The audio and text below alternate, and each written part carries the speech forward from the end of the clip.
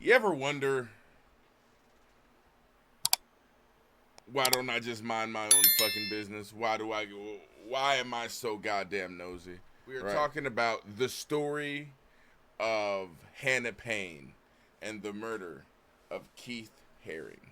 On the evening of May 7th, 2019, 62-year-old Kenneth Haring ran a red light. He drove headfirst into an 18-wheeler, smashing the front of his Dodge pickup truck before coming to an abrupt stop. Thankfully, no one was injured from the crash.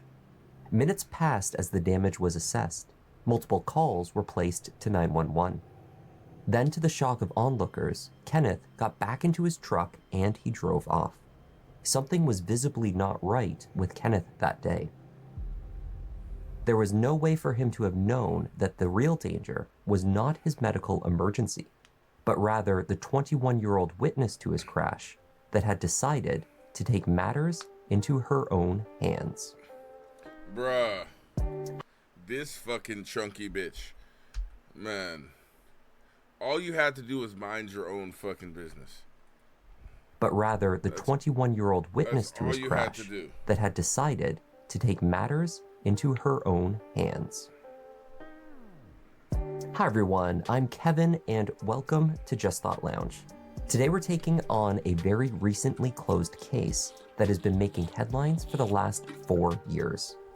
In one version of this story, a well-intentioned and naive young woman tried only to be a good citizen before things went terribly wrong. In another version, this case is about an entitled and self-righteous vigilante who is deserving of a long and just punishment.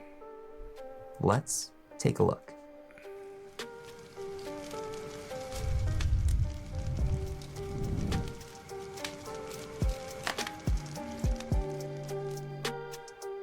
On the evening of May 7th, 2019, traffic near to the Hartsfield-Jackson International Airport in Atlanta, Georgia, was heavy.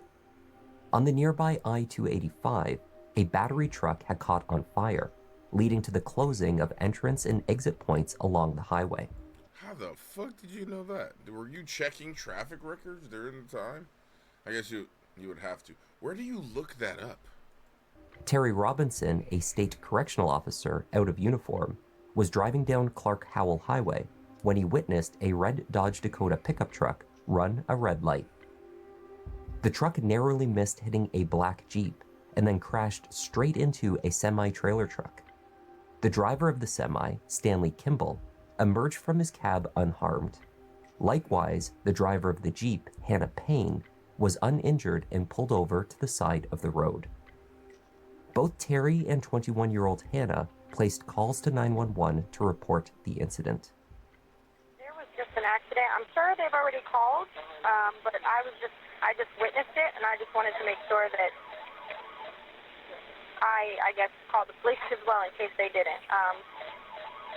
All right. Were they what were the kind of vehicles involved? It's a red Dodge pickup truck. I think it's a Dakota. And a semi was involved. I bet there was very little damage to the 62-year-old Kenneth Haring's vehicle was smoking and leaking fluids as a result of the head-on collision, but Kenneth appeared uninjured. Kenneth got out of his truck and began walking its perimeter, perhaps assessing the damage. 20 minutes passed at the crash site with no response from law enforcement. Terry, worried for Kenneth's behavior, called back into 911 dispatch to check in. We had a call earlier, and it's been over like 20 minutes now, and no police or no ambulance have shown up. Yeah, I've had accidents. Not that serious where the whole front of the car is smashed up, but I've had accidents before, and if there's no serious injuries reported, I'm not sure if they reported a serious injury. Well, they're asking about an ambulance, so maybe they did. But it takes a while for police to respond to that kind of thing. Usually cops don't want to deal with fucking car accidents, so they make this shit a very low priority. The reason why I'm asking that because this the driver who caused the accident. I think he's impaired. Something's going on with him, and so the thing about we're trying to tell him to turn his vehicle off from the smoke, and he's not following the command. So that's why I'm asking to see what if then he's moving his fear. He's going to drive off now. He's driving off. He's driving along. Take a picture of the driver's license. Take a picture, quick. Despite the damage to the pickup, Kenneth Herring had managed to restart the truck's ignition and left the scene.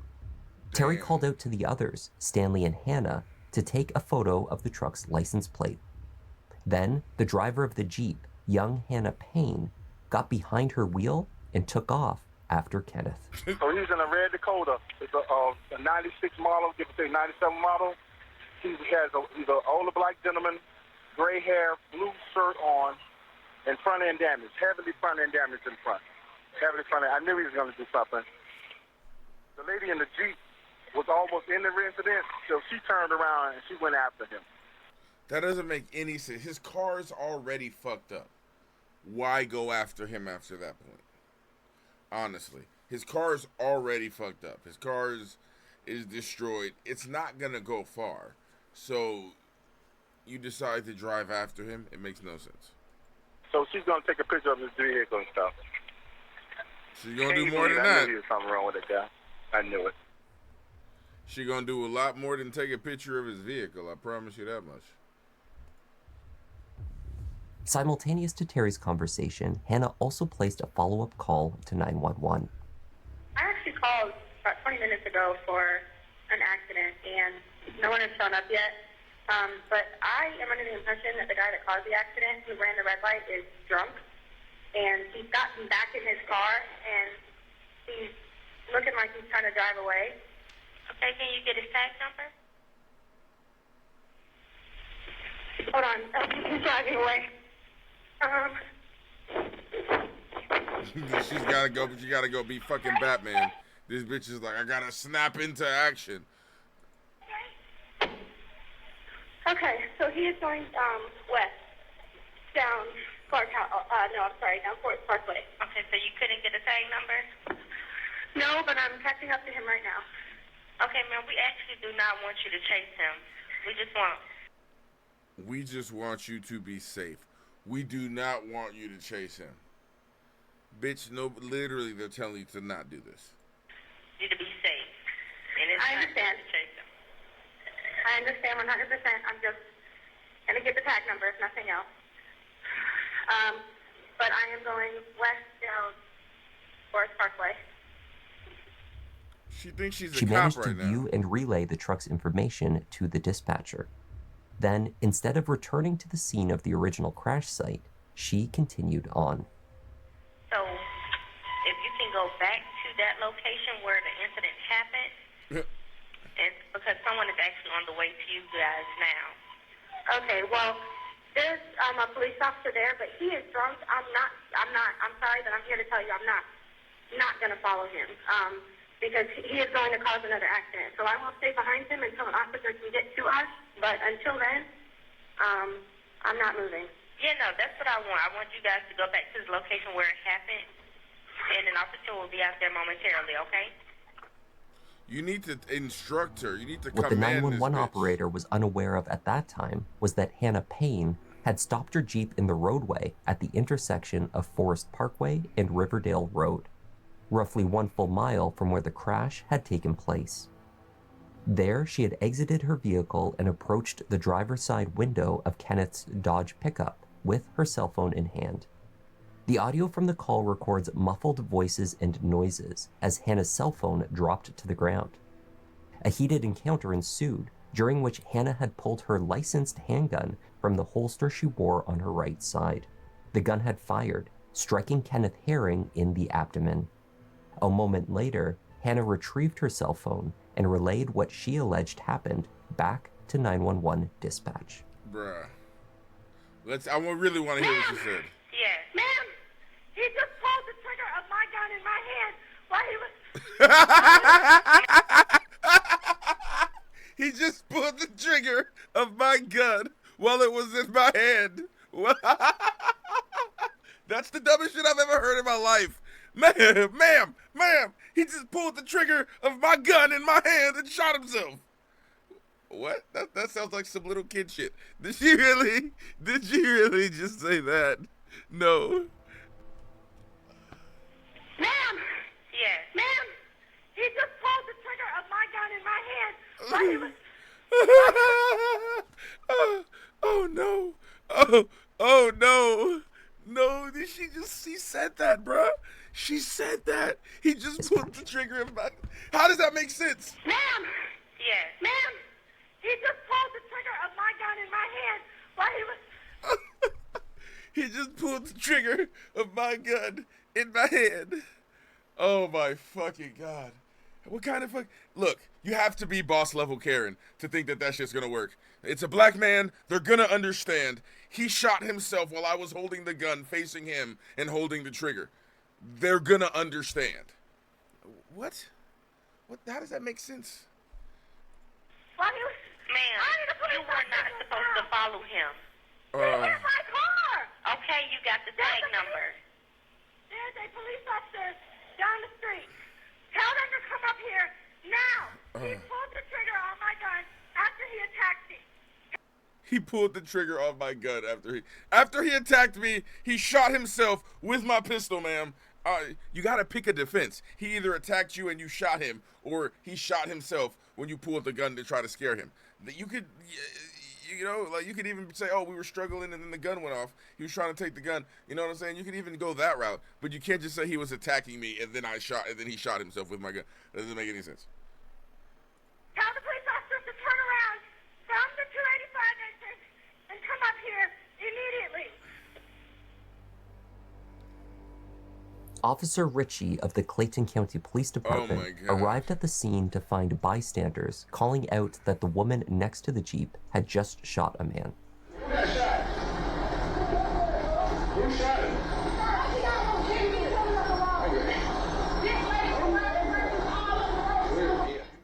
Hannah's black sleeveless top had been torn during the encounter with Kenneth. She had changed into a pink hoodie, but remained at the scene. Hannah promptly handed over the weapon. While responders rushed to pull Kenneth from the truck and perform emergency measures, Hannah argued. He was still in the truck? So how was he attacking you if he's still in the truck? They had to pull him from the truck after you shot him. How was... Wow. Okay. So he was attacking you and then shot himself all from inside the truck. Okay. Yeah, bitch. And pleaded with witnesses on the roadway. She hoped that those who had a clear view of the encounter would stick around to tell the police what she had just claimed to 911 dispatch, that Kenneth Herring had attacked her and fired the gun in the process. Kenneth was rushed to the hospital by emergency services. He would not survive. No, he would not. R.I.P. Hannah was placed in the back of a police cruiser while responders on the scene began to work through what had occurred. On the busy road at the end of the workday, there were numerous witnesses that had observed the events from different vantage points.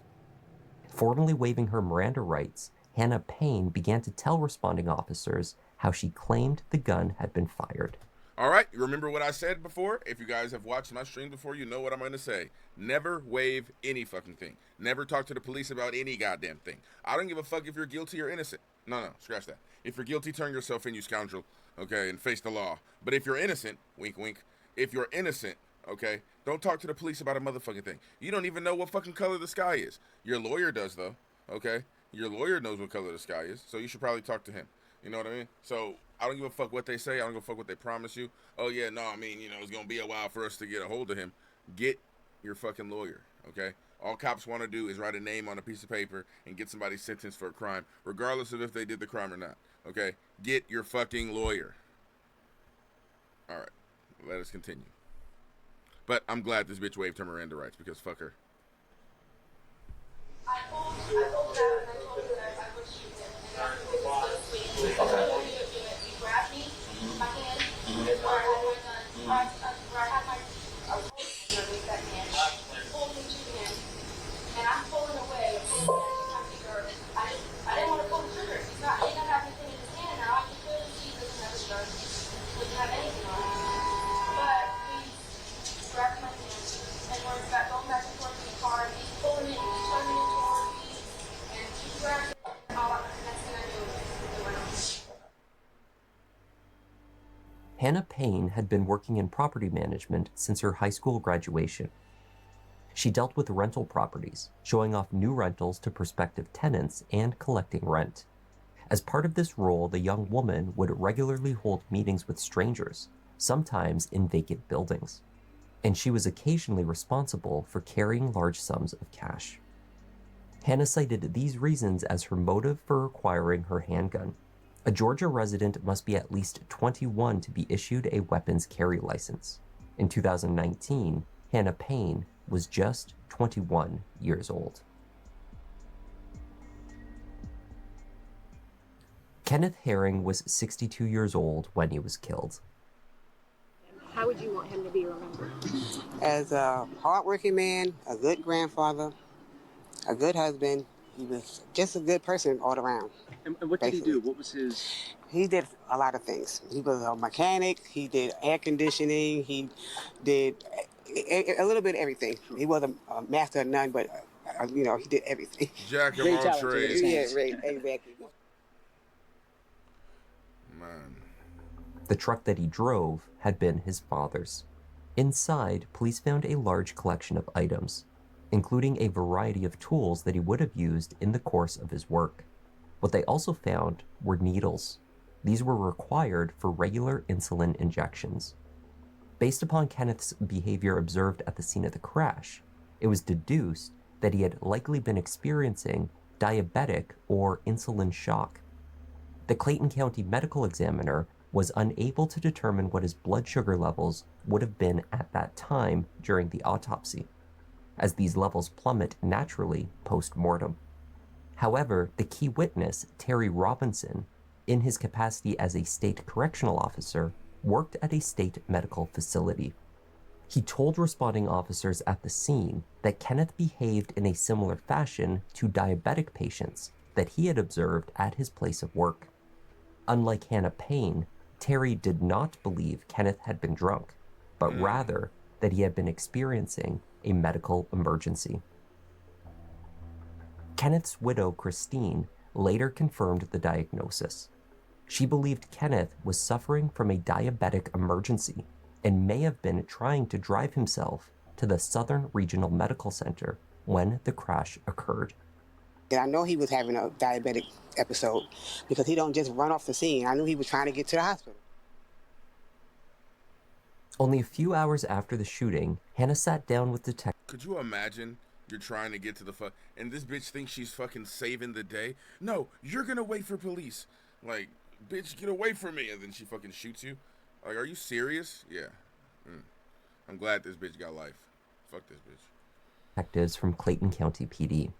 She spoke first of the accident that occurred at Clark Howell Highway, leading to her decision to give chase. She told the detectives that she approached Kenneth in order to compel him to return to the scene of the earlier accident, as instructed by the 911 dispatcher. When he entered the merging lane to turn right, she saw an opportunity to force him to stop. Hannah then claimed to have walked towards him with her cell phone in hand, explaining that she was speaking with law enforcement. She said that is when Kenneth lashed out and grabbed her. Her phone dropped to the ground. He reaches out and kind of like hit my phone out and grabbed my wrist. Okay. He grabbed my wrist. We kind of started going back and forth, fighting. And that's when he punched the gas and he ran into my tire. And he's telling me the whole time, oh, well, I don't know who you are, blah, blah, blah. So when he's pulling me, I got something for you reaching. And I don't know if he's reaching, I wasn't watching him, I was trying to pull away from him. And I had gotten him off of me, but he had my shirt, and that's when he ripped my shirt.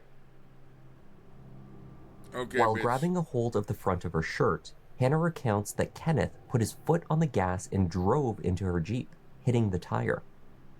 "I've got something for you," Kenneth was said to have told her. He went forward and he hit it, and I told him, whoa, I said, so you need to stop. I'm like, the police are right here, so you just need to stop. Okay, I got something for you, So then, that's when he's saying, yeah, okay, I got something for you. Something about, I don't even know who the F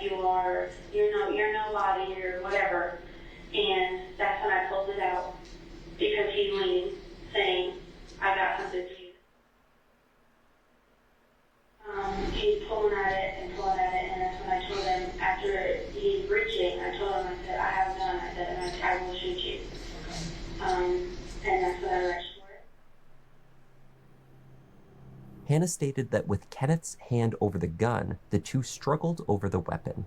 It was twisted and turned, pointing towards her, then back towards him. Hannah tells police that she did not have her finger on the trigger. Or maybe she did. See, it's like she thinks she can tell half a story. And then, oh, they're just going to fill in the blanks. Of course, he got into an accident. You were chasing him down. You were doing what you were supposed to do. In actuality, you weren't. You went out of your way. You attacked a man that was having a diabetic episode. But to be fair, you didn't know that he was having a diabetic episode. You thought he was drunk. Either way, you should not have been chasing him. And you doing that led to his immediate death from you shooting him. And on top of that, you want to try to say the bullshit, well, he shot himself with my gun while I was holding it in my hand with my finger on the trigger. Does that really make any sense? He didn't even get out the car. So when he was pulling at me, and that's when my finger, I put it on the trigger, and he's pulling and pulling. And he lunged and he swung, and he grabbed, like right here on the back of my shirt. And when he grabbed is when I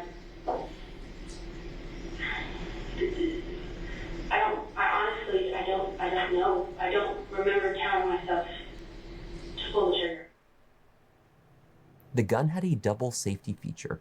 A trigger on the upper back of the handle must first be pushed in, usually by a firm grip around the handle, and then a finger must also be placed inside the trigger guard and then pulled simultaneously in order for the gun to fire. Hannah claimed that she did not think that her finger was on the trigger because she was aware of the safety feature on her own gun. However, she also told the detectives that during the struggle over the weapon, both her and Kenneth's fingers were in the trigger guard. Do you think that he pulled the trigger, or do you think that you pulled the trigger? What I told them originally was that I felt like he did. Because I did not have my finger. I know about the double safety mechanism, so that's why I specifically did not have my finger on the trigger. Okay. Now, when I pulled it back around, after he was, tugging at me and he lunged, he still had his hand on it, and I had my hand in on it. Okay. But it was more so of a matter of force. I had his hand on my hand, so that way both of our hands was in the, I don't know, the trigger. The trigger guard? Trigger, yeah. Like a little circle thing? Yeah, okay. And I'm pulling, and that's when it went off. Okay. Tiana McCraney was driving a colleague of hers home from work when she came up behind Hannah's Jeep on Forest Parkway. After witnessing the Jeep cut off Kenneth's pickup truck in the merging lane and the ensuing altercation, she called 911. Her account painted a very different picture from the one Hannah had described to the detectives. This is what I want to hear. The intersection of Phoenix Boulevard in Riverdale, right before the highway, is this woman, it was like a merging lane, and then, it was a merging lane, and then she, got impatient and went around him for no reason, because it was coming traffic, and then, he almost hit her because he did that, so he braked suddenly, but then she got mad and hopped out her car, and then she pulled out her gun and started screaming at him, and he was like, what the heck? And she started hitting him. Tiana, having approached from behind the Jeep, was not alone in viewing Hannah Payne as the aggressor in the incident. Cameron Williams, late for a seminar and pulling through the scene in the moments after the weapon had been fired, managed to record a brief video. He captured Hannah, with gun in hand, pulling away from the truck. Then the video showed her leaning to the ground. Cameron thought this action was to retrieve the shell casing. Instead, it was likely the moment that Hannah collected her cell phone and proceeded to tell the 911 dispatch to send an ambulance. Hannah's injuries were documented by Clayton County PD following her interview. There were light but visible scratches on the back of her neck where she claimed to have been grabbed and pulled forward. On her right wrist, where she told detectives that Kenneth had grabbed her, the area was red and slightly swollen. Hannah claims also to have sustained a cut lip and redness that threatened to bruise on her face. Her hands showed similar signs of distress. While waiting for detectives in the station, Hannah had removed her acrylic nails. These had also been broken in the struggle, she said. When items in the red truck were processed, police found a handful of items that may have supported her claims that Kenneth had been reaching back into the vehicle for a weapon in order to harm her. Amongst the mess inside the vehicle were a few heavier tools, a flashlight, and most notably, a knife. The knife was located amongst other items in the back of the passenger seat. It was deemed by law enforcement to have been accessible from the driver's side, but in their opinion, it was no more relevant to the investigation than any other of Kenneth's tools. Yeah. It's like a random knife that he probably didn't even know was there. He wasn't reaching in there to grab anything. He was trying to get to the fucking hospital. It was Hannah's word alone that Kenneth had been reaching for something to harm her with at all.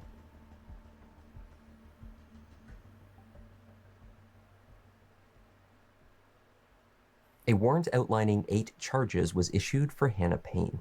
She faced 2 counts of felony murder, 1 count each of malice murder, aggravated assault, as well as false imprisonment for having allegedly blocked in Kenneth's truck and held him at gunpoint. She was also charged with 3 counts of weapons possession during the commission of a crime. Damn. If convicted, she could be sentenced to life in prison, with over a decade added consecutively. Beginning with the first charges handed down in late May and extending to the 1st of October, Hannah's defense, led by attorney Matt Tucker, filed a series of motions. Mr. Tucker also filed emergency requests to reconsider bond based upon the emerging evidence from the state.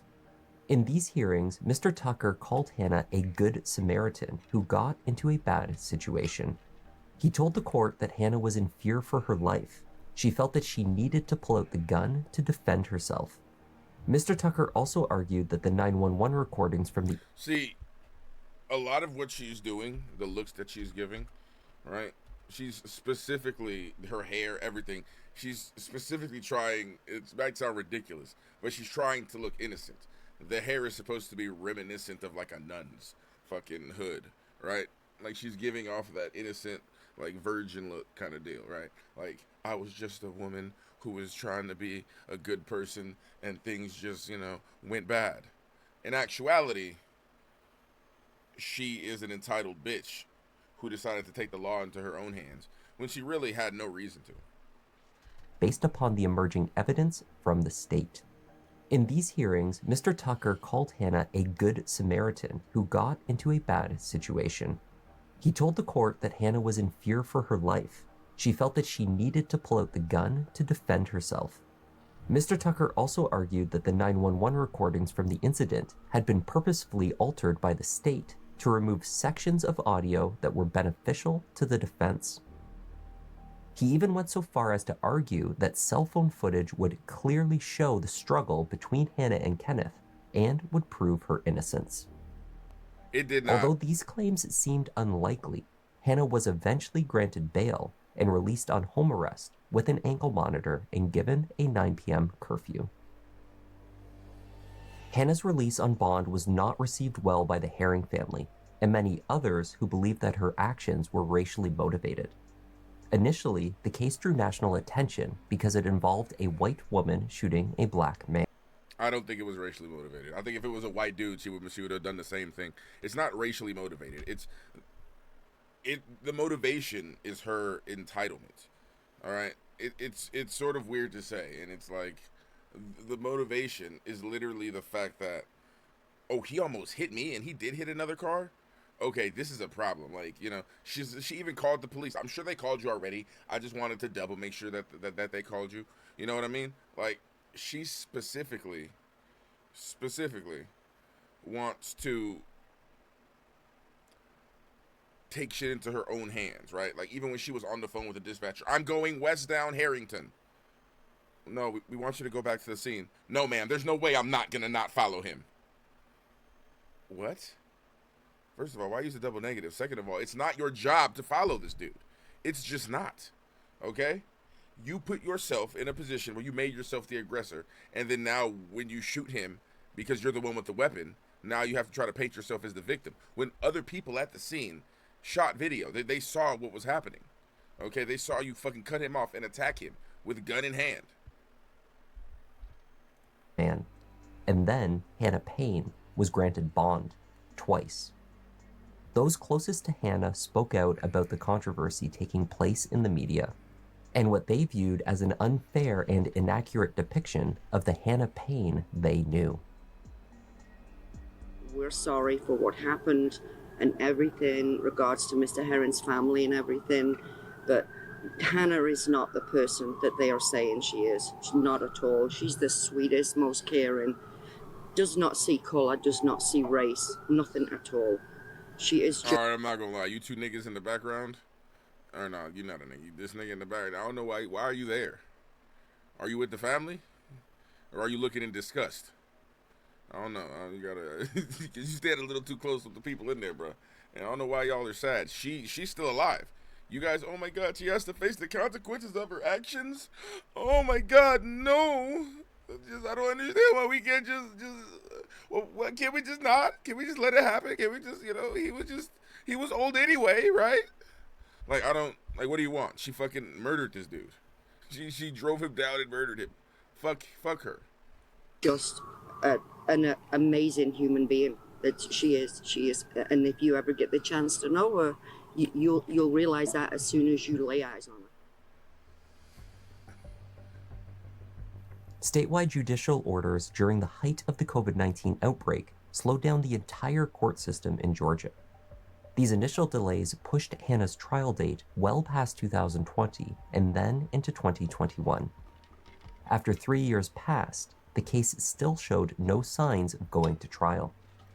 Kenneth's brother Keith Herring wrote a note to the NAACP seeking assistance.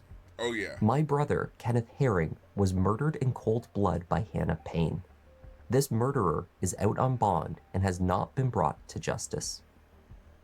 Social media latched onto the cause, declaring Hannah Payne as a racist Karen who assumed she had the right to pull over a black man at gunpoint while he was having a medical emergency. By the spring of 2022... It fits. I don't think it's racial, but it fits. There's no other reason you would do that. None. All right, if somebody steals something from you, I can understand you going after them. If somebody fucks up your shit, I can understand going after them. Your shit didn't get fucked up. You got missed. And you even pulled over. I would have kept driving. If a motherfucker almost hit me and hit somebody else, I'd have been like, damn, keep going. Gone. And it would have been an issue. I wouldn't have been spending the rest of my life in prison, but let's not get ahead of ourselves. Hannah Payne was still released on house arrest, and there was no trial date. The NAACP released a statement at that time expressing grave concern over the lack of urgency and calling for the expeditious resolution of the case. A trial date was set for later that year. But then, the case met with yet another extremely unusual cause for delay. When Hannah's defense counsel, Matt Tucker, did not show up to court. I'm going to find that Mr. What the? So he just didn't come? Like, I don't under. Did he must have known it was a losing battle, bro. I guess you don't want to, you don't want to be the Gauls if you're going to war with the Romans, right? So I mean, hey, R.I.P. I'm going to find that Mr. Tucker is in contempt of court. He failed to follow the rules of court in notifying the court. I am going to also file a grievance with the State Bar of Georgia because of his behavior. This is not the first time I've had an issue with him failing to come and come on time. I will take care of everything. Wait. This is the first time? This nigga's just not showed up before? Oh, bro, you should have. You could have told me that before, Your Honor. Else on my end, there's not going to be a trial today in the matter of State of Georgia versus Hannah Payne. You know, a motherfucker has not come to court like at least 7-8 times. If you have to make an offhanded comment, this is not the first time I've had to deal with this before. Like, you know he has an issue. She's fucking filing shit with the bar, bruh.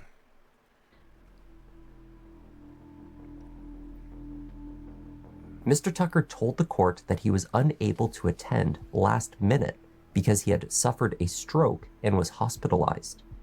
Judge Malone doubted the truthfulness of this claim, calling the hospital directly to confirm. Mr. Tucker was indeed a patient, but had not suffered a stroke. Nonetheless,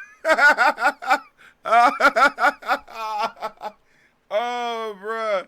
That's literally like a boss where you've called in sick so many fucking times that they're like over it.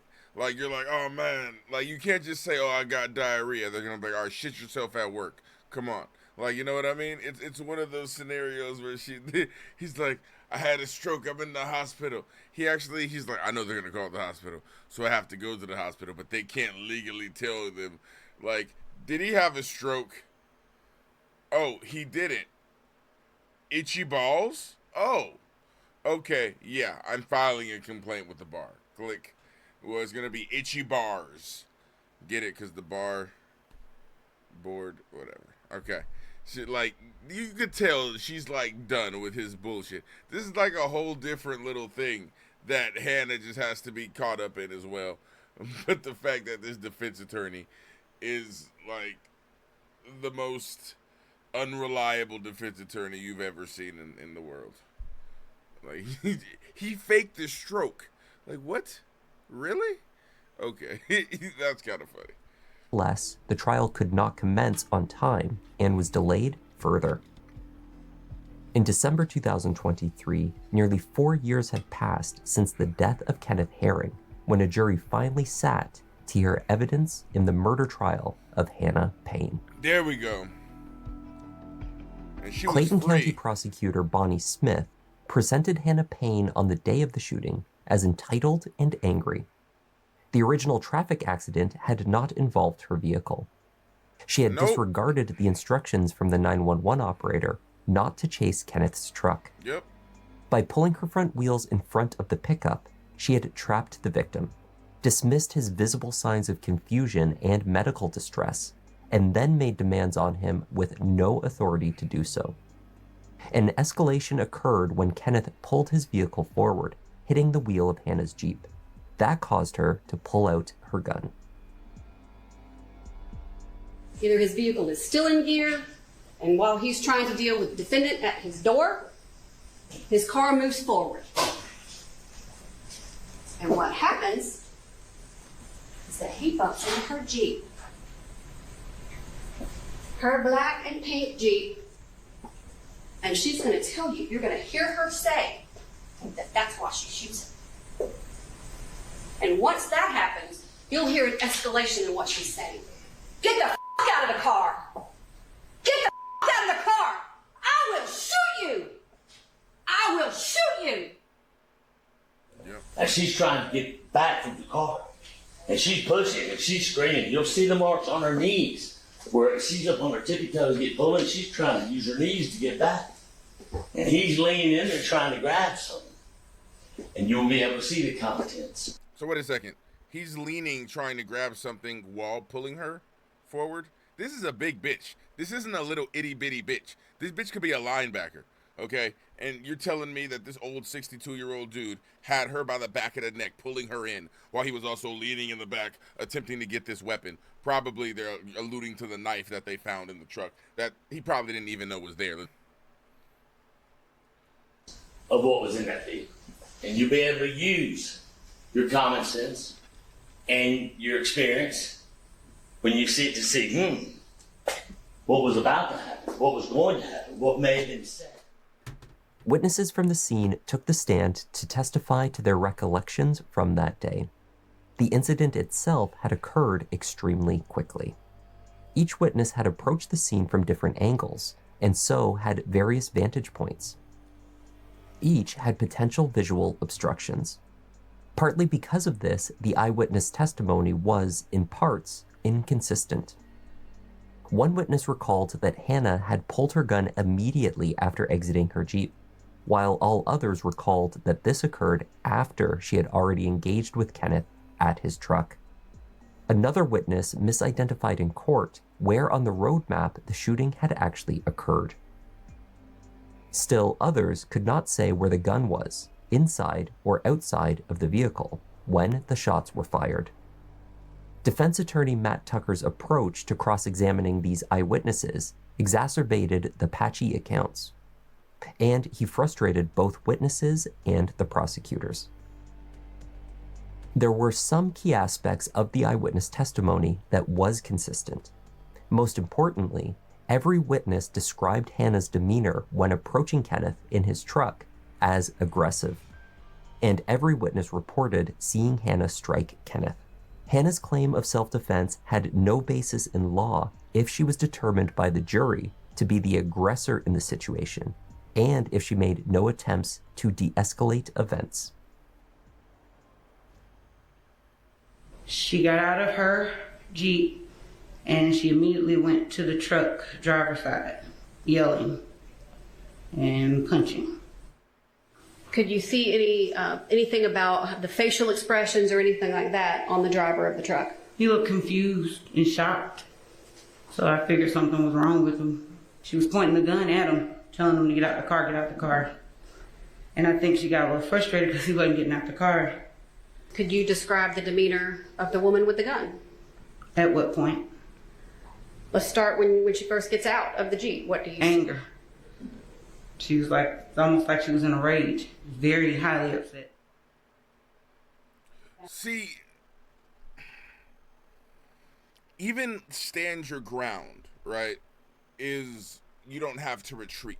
Not you're allowed to be the aggressor. You know what I'm saying? If somebody else is retreating, you cannot, attack them and then say, oh, I'm standing my ground, right? Like, that's not how that works. So you can't drive down, chase somebody down, pin them down with your vehicle, and then fucking try to get them out the car with the fucking gun and then shoot them and then say that you're defending yourself. That's not how self-defense works. And on top of that, there's a lot of witnesses there that are disagreeing with the shit that you're saying. So I appreciate these testimonies. See, I didn't have any of this footage. This is great. And it caught my attention because it was like really aggressive. I thought it was just road rage at the time. And then a woman popped out of her car and she said, "Get the F out of the truck," to him a bunch of times, and she pulled out a gun. On one other point, the witnesses also agreed. After the gun was fired, Hannah Payne showed no remorse. She did not move towards Kenneth to attempt to render aid. Ooh. She was on the phone and she just changed her sweater and she was just kind of walking around. But I don't remember her going back to the truck, approaching the truck again. When I saw her, she had the gun and the cops were coming and she just was like, "Here," gave it to them. Like I don't know. There wasn't a lot of emotion. What was the defendant's demeanor immediately after the victim was shot? She had no remorse. She was just like, she was thugged out. So that's an OG bitch. Oh, she was thugged out. like, yeah, bro, she didn't give no fucks. That bitch was cold-blooded. She had no remorse at all. She was so right in that moment. She felt like she had done something. The medical examiner found that Kenneth Herring had died from a single gunshot wound to the abdomen. There were no other notable injuries to his person.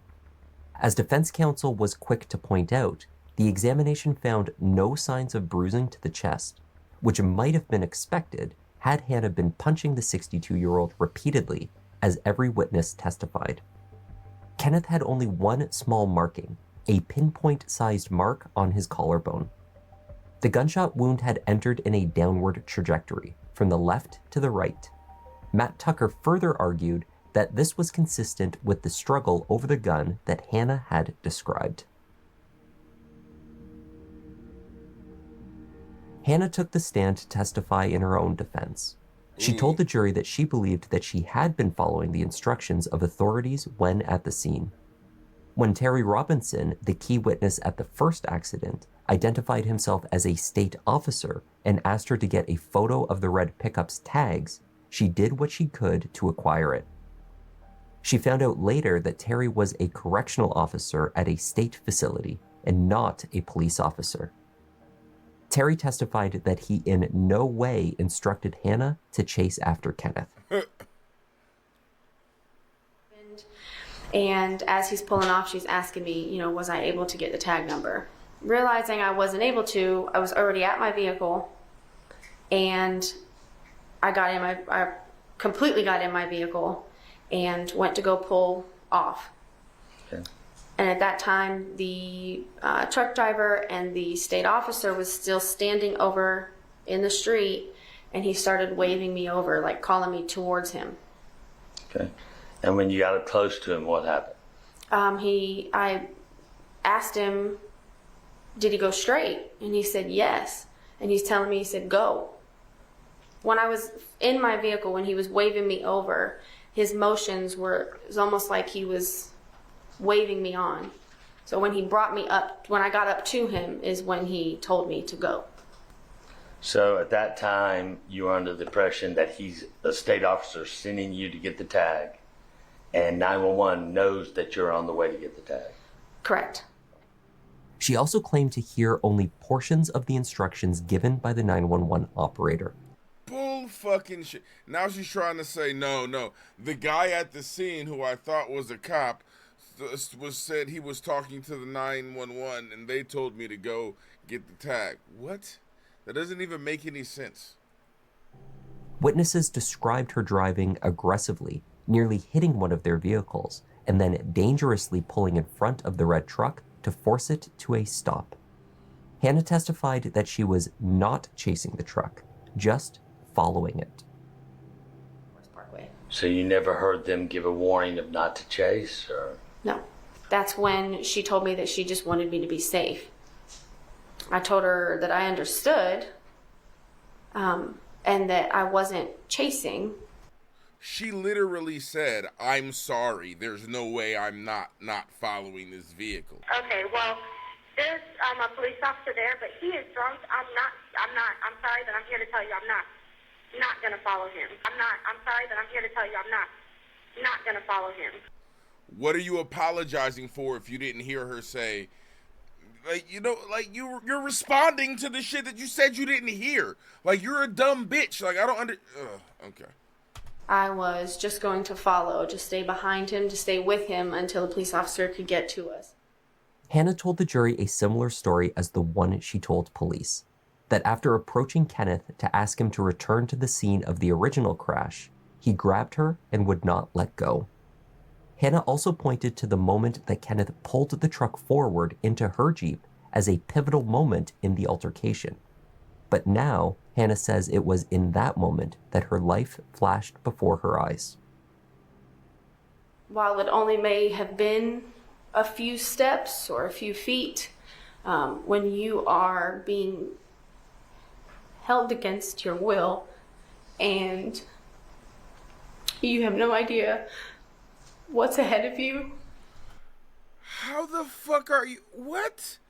Bruh, how are you crying saying you held him against his will? He was literally trying to wave you on, like, go, what are you doing? Like, he had no idea who you were. And you're looking down. It felt like it lasted forever. And I just remember, it was like I saw my life flash before my eyes, and I thought I was going to go down Riverdale Road. Bruh. Hannah's disposition during her cross-examination would prove detrimental for her defense. Yes. Although she recalled information relating to all of her defense attorney's questions calmly and effectively, Hannah's memory fell apart during cross-examination.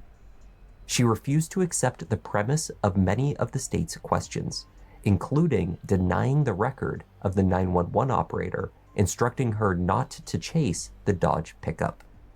You said, I'm sorry. You apologized. So can you repeat your question? The dispatcher for a fourth time indicated to you that she wanted you to return to the incident location, correct? Correct. And not for a fourth time, that she wanted me to not follow. So if you're asking me if I remember word for word what I said 4.5 years ago, I can not say that I do remember exactly what I said. And do you recall that you told them that you came around that curve and you had an opportunity to get in front of him? if that's what I said, then And telling him calmly that you were on the phone with 911? I mean, when you say calmly, do you mean like was I irate or was I louder? That is your testimony today that you did not get out of your vehicle and run up to Mr. Herring's vehicle telling him to get out of the car. Correct. And you never once got out of your vehicle and go up to him and tell him to get out of the fucking car. Bruh. Ooh, you already like, she's got the look, because I've definitely seen this look on a black woman when you've done something wrong and they know what you did wrong, but you know, you don't know that they know, you don't know that they got the facts. Like, she got all the facts. You can see it in her eyes. The defense attorney is like, I should not have put her on the stand. Like, bruh. Well, everyone heard I did. Hold on. Well, everyone heard. And go up to him and tell him to get out of the fucking car. Well, everyone heard I did. In closing arguments, Matt Tucker continued to argue that Hannah was simply young, naive, and had tried to do the right thing. It was a difficult argument to make when faced with the lineup of prosecution witnesses that told the jury they saw Hannah angry, cursing, and making demands of an older man in the midst of a medical emergency. Never been in a situation like that. In her mind, she's a young individual trying to help out. She hasn't seen the bad sides. Heard the old phrase, no good deed goes unpunished. And you know how much entitlement you have to chase somebody down, detain them, jump out your car, and run toward a stranger. He didn't know her. He didn't know why she was approaching his car, and demand that they do anything. He didn't have to listen to her. He didn't have to do anything she said. The jury deliberated for about 2 hours. Took 2 hours, bro. Hannah Payne was found guilty on all 8 counts, Fuck yeah. including malice murder. Yep. Guilty, bitch. Deserved. When I heard the first verdict, I know we wasn't supposed to show sign, but tears started rolling down my face because at that moment, I felt a relief that came over. Let's watch the actual full verdict and full sentencing. So this is the verdict. Thank you. Okay, the court has been informed that the jury has arrived at a verdict, and so I'm going to bring them in at this time. Bailiff Innes, please.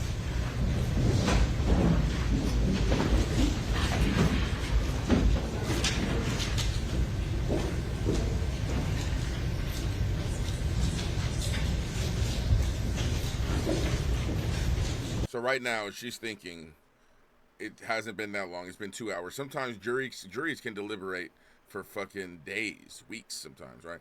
But right now, she's thinking, is it enough? Are my lies enough? Did they believe what I said? Did I cry when I was supposed to? Or did they see right through my fucking snake ways? And we already know the answer. But let's just see a look on her face when she gets that fucking sentence.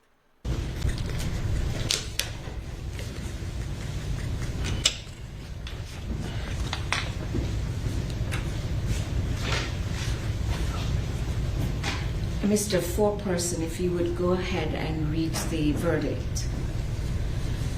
With regard to count 1 as to the offense of malice murder, we, the jury, find the defendant guilty. With regard to count 2 as to the offense of felony murder, we, the jury, find the defendant guilty. With regard to count 3 as to the offense of aggravated assault, we, the jury, find the defendant guilty. With regard to count 4 as the offense of felony murder, we find the we, the jury, find the defendant guilty. With regard to count 5, as the offense of false imprisonment, we, the jury, find the defendant guilty. With regard to count 6, as to the offense of possession of firearm during commission of a felony, we, the jury, find the defendant guilty. With regard to count 7, as to the offense of possession of firearm during commission of a felony, we, the jury, find the defendant guilty. With regard to count 8, as to the offense of possession of firearm during commission of a felony, we, the jury, find the defendant guilty. As she is. Respectfully submitted, the 12th day of December. She's so mad at that defense attorney. He like touches her fucking shoulder. Respectfully submitted. Like, don't fucking talk to me right now, motherfucker. You failed. No, bitch, you were guilty. You did it. The 12th day of December, 2023.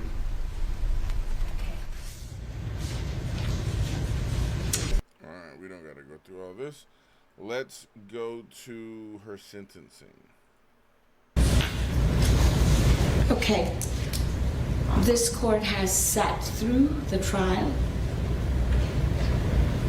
has heard arguments of defense and the state, has listened to the witnesses today, and after considering all of those things, the court will impose sentence as follows. Please stand, Ms. Kenneth. With respect to count 1, malice murder, the court will impose a sentence of life with a possibility of parole. With respect to count 2, felony murder, that will merge into count 1 and is dismissed as a matter of law. With respect to count 3, aggravated assault, that merges into counts 1 and 2. With respect to count 4, felony murder, that merges into count 1 and it is dismissed as a matter of law. With respect to count 5, the false imprisonment verdict, the court imposes a sentence of 8 years consecutive. With respect to count 6, possession of a firearm during the commission of a felony, the court imposes a sentence of 5 years that will run consecutive to the underlying sentence. Count 7 and 8 will merge into count 6. So the court's total sentence is life with the possibility of parole plus 8 years consecutive on the false imprisonment and 5 years consecutive on the possession of firearm during the commission of a felony. And that is the court's sentence. So I'll remand you again, Ms. Payne, into the custody of the Sheriff's Department. Before I do have some instructions for you, Ms. Payne. You have a right to seek post-judgment relief from your conviction of the crimes either by making a motion for a new trial in this court and or filing an appeal to a higher appellate court. If you want to file a motion for new trial or an appeal, then you will need to file the said motion or a notice of appeal with the clerk of Superior Court of this county within 30 days. You may want to more fully discuss this with your attorney. If a motion for new trial is made and the court denies it, you will have 30 days from the filing of this order of denial in which to file with the clerk of court your notice of appeal. You have a right to have an attorney represent you on the motion for new trial and the first level of direct appellate review. And if you cannot afford to hire an attorney, the court will provide you an attorney and a transcript of your trial at no cost. In addition,